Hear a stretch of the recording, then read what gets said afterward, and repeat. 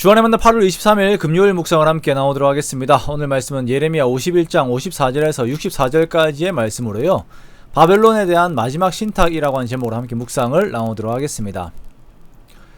자, 오늘 본문은 바벨론에 대한 마지막 신탁을 말씀하십니다. 바벨론의 멸망은 이미 하나님 안에서 결정된 것이기 때문에 유다 백성들이 바벨론이 아닌 참된 통치자가 되시는 하나님을 바라볼 것을 말씀을 하고 계세요. 자, 어떤 사람이 오늘날의 시대를 숫자가 지배하는 시대이다 라고 말을 하는 것을 본 적이 있습니다. 한국 사회는 더욱 그러하고요. 숫자, 돈이라고 하는 허상의 숫자들이 나에게 행복을 가져다 줄 것처럼 보이고, 순위를 매기는 숫자들이 우리들에게 참 행복을 줄 것처럼 보이는 것이 오늘날의 시대입니다. 그래서 사람들은 숫자에 너무나도 민감합니다. 집값이 조금 오르면 너무나도 행복해하고, 그것이 떨어지면 좌절하고 낭망하죠. 정작 자신들의 삶이 그렇게 크게 변하거나 영향을 받지 않았는데도 그 숫자들의 자신들의 행복 지수를 대입해버립니다. 숫자만 보고 있는 현대사회의 모습입니다. 자, 우리가 무엇을 보고 있는가라고 하는 것은 참으로 중요한 요소입니다. 본문의 예레미야의 시대에 많은 유대인들이 바벨론을 보고 바벨론의 모든 정신이 빼앗겨 있어요. 그도 그럴 것이 바벨론은 이 땅에 큰 파멸을 가지고 왔습니다. 대제국 이집트와도 맞먹을 정도의 힘을 가지고 있는 대제국입니다. 이러한 대제국이 혈기왕성하게 있을 때에는 과연 이들의 결말이 어떻게 될지 전혀 예측을 할 수가 없어요.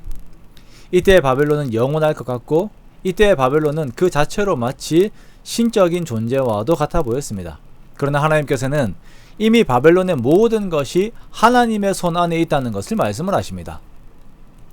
하나님께서는 유다가 바벨론에 의해서 당한 모든 고난에 대해서는 반드시 보응하시겠다라고 말씀을 하세요. 유다에 대해서는 회복의 약속을 말씀을 하시는 것이죠. 그러나 바벨론에 대해서는 회복이 아닌 멸망에 대한 결정을 바꾸지 않으십니다. 갈대아 사람의 땅에 큰 파멸이 있을 것이다. 즉, 바벨론이 그들의 악으로 다른 나라의 땅들에 큰 파멸을 주었던 것과 동일하게 바벨론에도 큰 파멸이 있을 것입니다.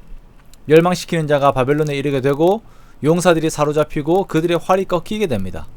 고관들과 지혜 있는 자들과 도백들과 태수들과 용사들이 취하게 될 것인데, 그들이 그대로 영원히 잠들어 일어나지 못하게 될 것이다 라고 말씀하세요.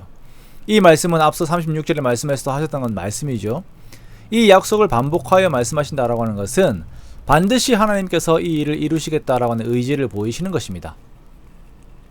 바벨론에 대하여서 이러한 일을 행하시는 하나님에 대한 표현이 있습니다. 바로 57절과 58절의 서두에서 말씀하시는 만군의 여호와라고 하는 표현이 바로 그것입니다. 만군의 여호와의 의미는 우주 만물을 창조하시고 그 모든 것을 통치하시는 주권자 되시는 하나님을 의미합니다. 우리는 하나님께서 만군의 여호와가 되심을 항상 마음에 새기고 있어야 합니다.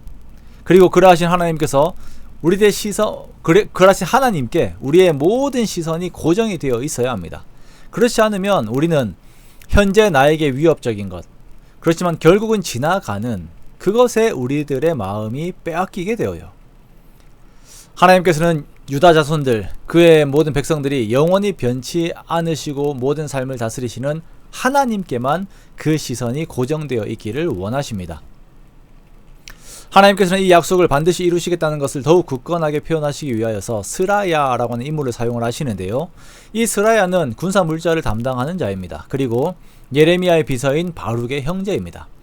이 스라야에게 바벨론에 대하여 기록한 모든 말씀을 한 책에 기록하고, 그 책에 기록한 대로 읽고 말하기를, 여호와여 주께서 이곳에 대하여 말씀하시기를 이 땅을 멸하여 사람이나 짐승이 거기서 살지 못하게 하고 영원한 폐허가 되리라 하셨나이다 하라라고 말한 후에 그 책을 도래매어 유브라데 강속에 던지라라고 말씀하시죠.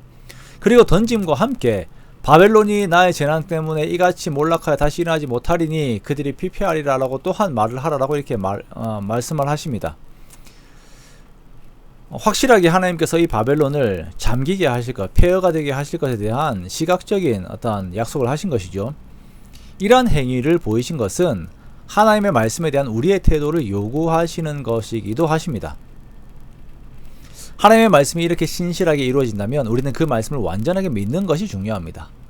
바벨론에 대하여 생각할 때 이미 유브라데 강에 침몰한 자들처럼 생각을 하는 것입니다. 그리고 이 모든 것들을 주관하시는 하나님께 그 모든 마음이 가 있는 것이에요. 하나님께서 원하시는 관계의 회복, 우리가 죄를 버리고 하나님을 택하는 관계의 회복에 우리가 힘을 쓰는 것입니다. 바벨론의 유혹가 있다고 하더라도 하나님의 말씀을 따르는 것에 더욱 힘을 쓰는 것입니다. 이것이 만군의 여호와 앞에서 사는 자들의 삶의 태도입니다. 이것이 하나님을 의지하는 자들의 삶의 태도입니다. 오늘날 우리 앞에 있는 바벨론이 우리의 삶을 장악하려고 할 때에 우리가 거기에 밀리지 않고 하나님의 말씀을 따라 걷는 것입니다. 이것이 성도의 올바른 태도입니다.